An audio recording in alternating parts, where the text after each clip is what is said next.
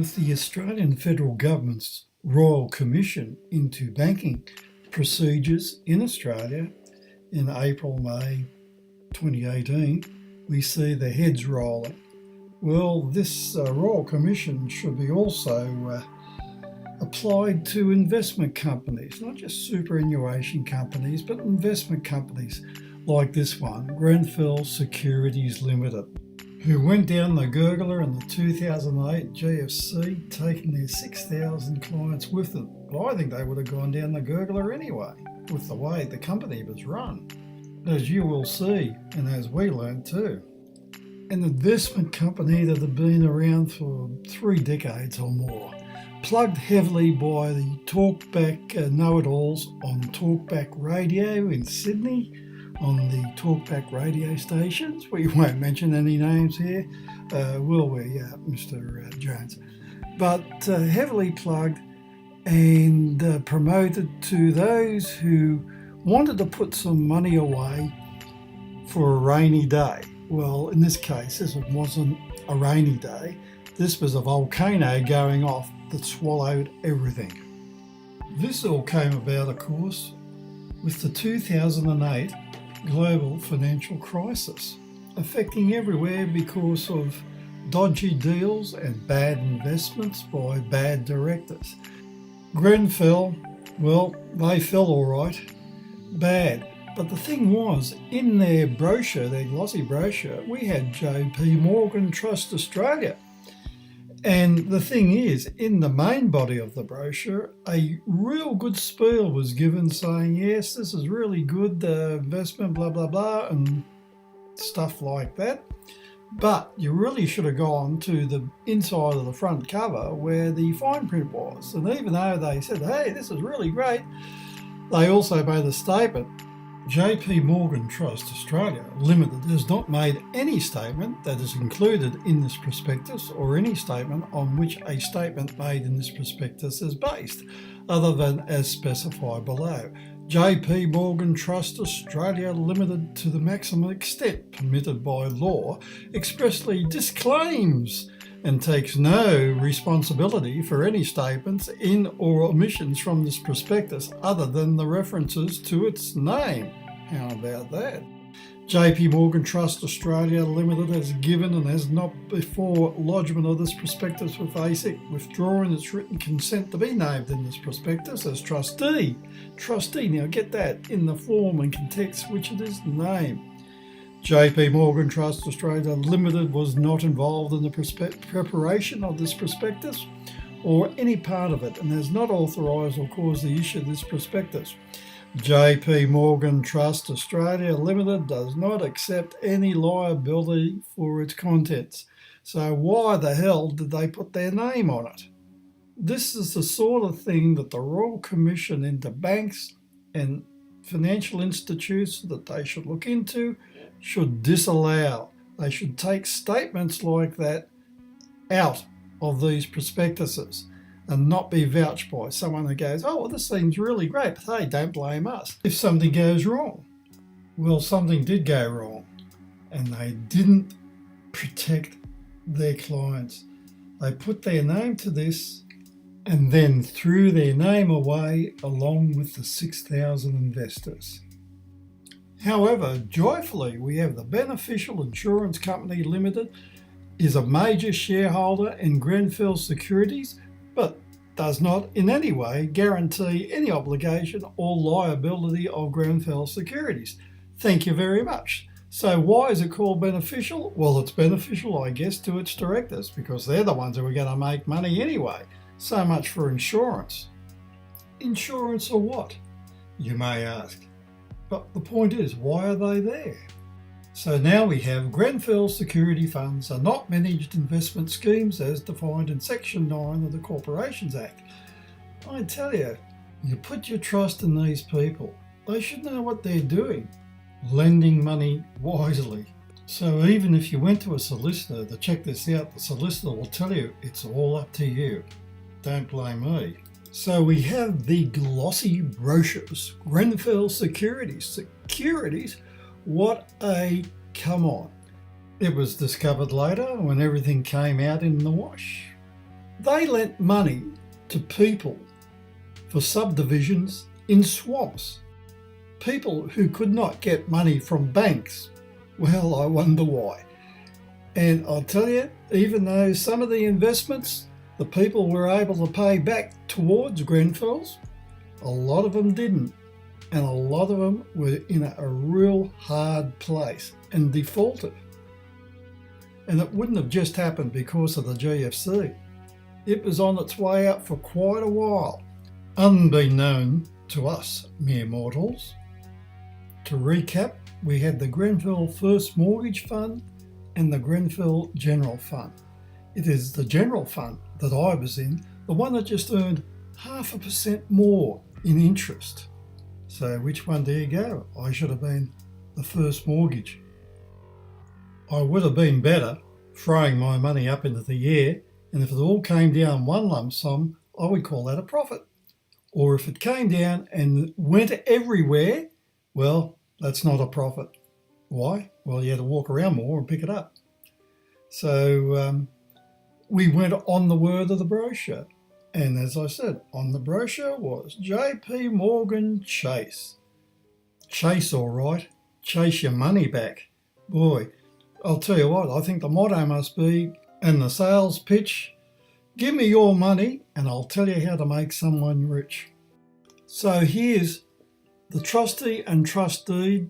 The trustee for investors in the funds is JP Morgan Trust Australia Limited, a wholly owned subsidiary of JP Morgan Chase & Co., which was incorporated as and so on.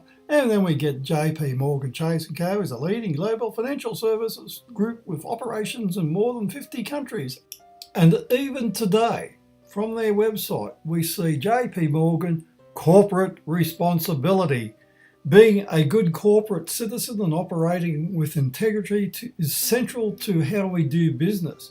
Yeah, right. We help build economies and communities globally.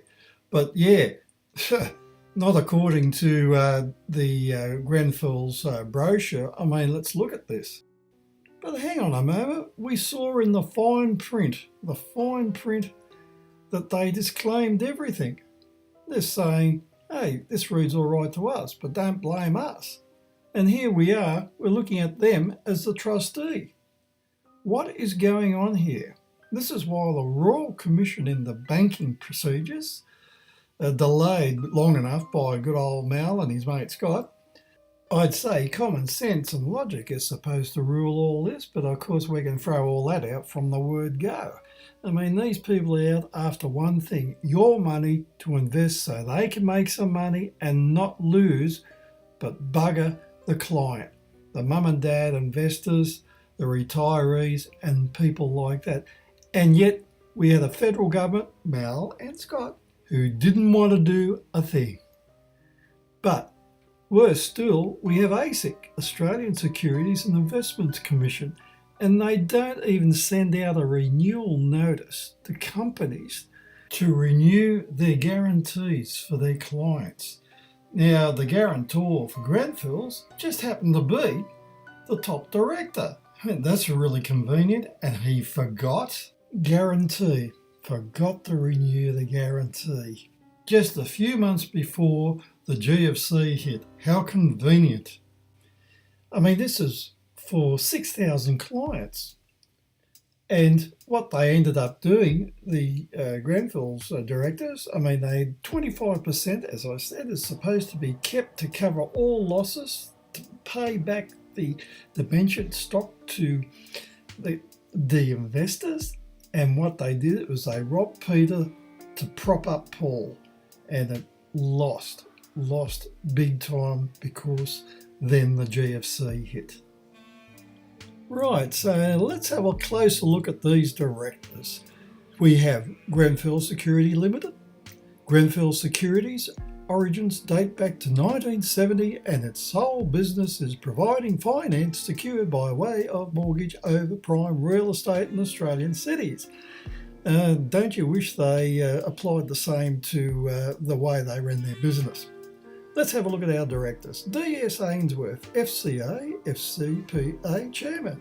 Well, there's a few choice technical terms I could put to those letters, beginning with F, C, A, and let's not forget P.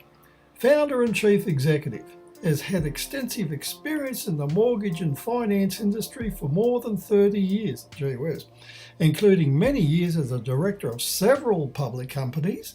Currently, he is chairman and director of a number of associated companies in the mortgage, general finance and investment industry, so he's doing all right.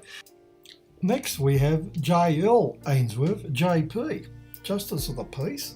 What's he doing in there? I wonder if he's a relative.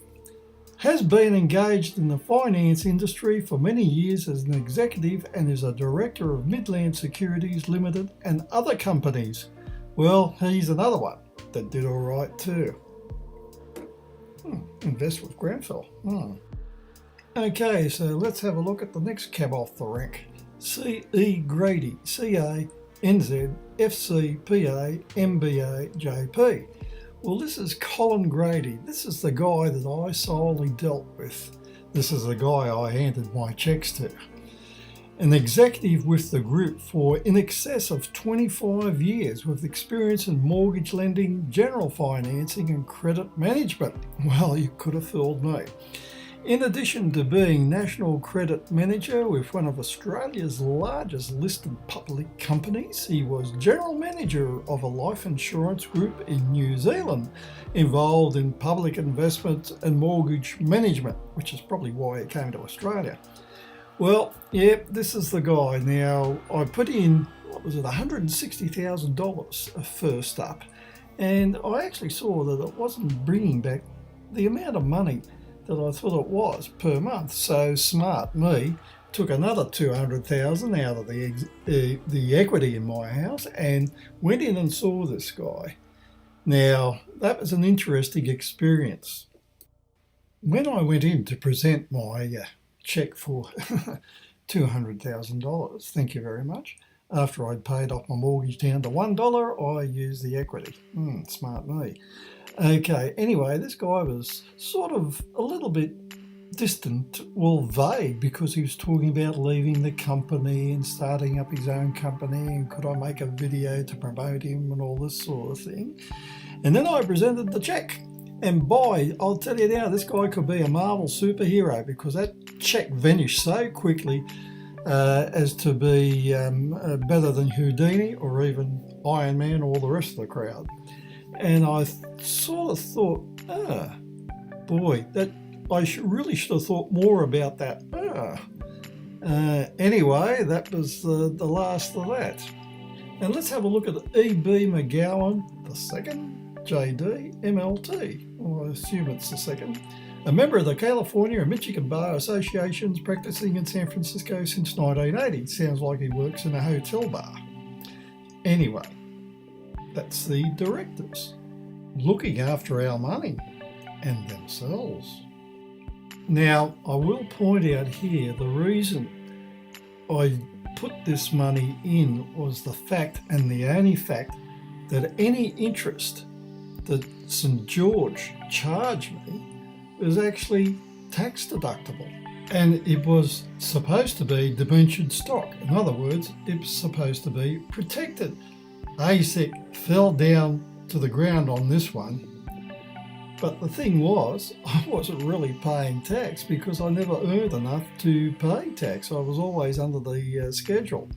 And even the money coming in from this only put me over a little bit. But because this all went down the spout, I rang the taxation department and they said, well, you can't help it if you lost your money and still getting charged interest from St. George. So it's still tax deductible. So how did we end up going after the GFC? Well, the receivers, the administrators, McGrathNicol, managed to spend a few years raking everything together. So basically, in the end, I got about a third back of what I lost. With other people who were in the the first mortgage fund, they got a lot more back. But Grenfells no longer exist, except as history. And McGrathNicol, well, they did a reasonable job, but they did all right. They got $6 million for their little effort, which could have gone a long way to solving some of our problems. So that's what happened there. So in the end, investment companies like these should be looked into with a royal commission. Not only investment companies like these, but those that recommend them. JP Morgan, corporate responsibility, oh yeah, and ASIC, which don't renew notices.